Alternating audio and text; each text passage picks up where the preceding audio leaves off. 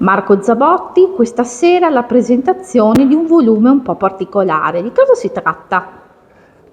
Questa sera a Vittorio Veneto, qui nell'aula civica del Museo della Battaglia, c'è la presentazione ufficiale di questa seconda edizione di Sperare Ancora, La vita buona, un nuovo umanesimo. È il volume che ho scritto grazie agli interventi della rubrica settimanale sulla testata giornalistica online QDP News e che sono stati molto ben accolti, insomma, dal pubblico anche attraverso molti incontri che ho fatto durante questi primi mesi. E tutto questo mi ha convinto, esaurite le copie della prima edizione, a fare una seconda edizione in cui ho aggiunto ulteriori 10 interventi. Si tratta quindi di 100 storie brevi che narrano dell'umanità di oggi, dello stile di vita, del senso, dei sentimenti, delle cose preziose della vita e che danno il segno del perché oggi bisogna sperare ancora, nel senso della vita buona e del nuovo umanesimo. Sarà con noi anche il Vescovo Vittorio Veneto e sono molto onorato e grato di questa sua presenza e disponibilità.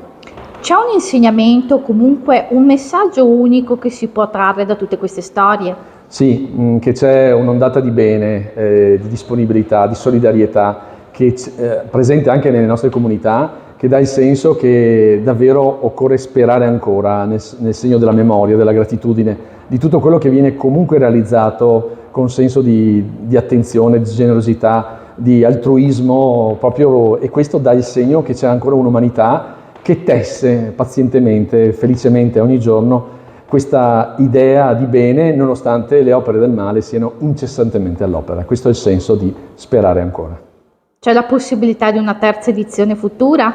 Beh, potremmo dire che il viaggio continua, ma anche il libro continua. Io non escludo nulla, sicuramente oggi è un traguardo di grande valenza e significato per me. Grazie.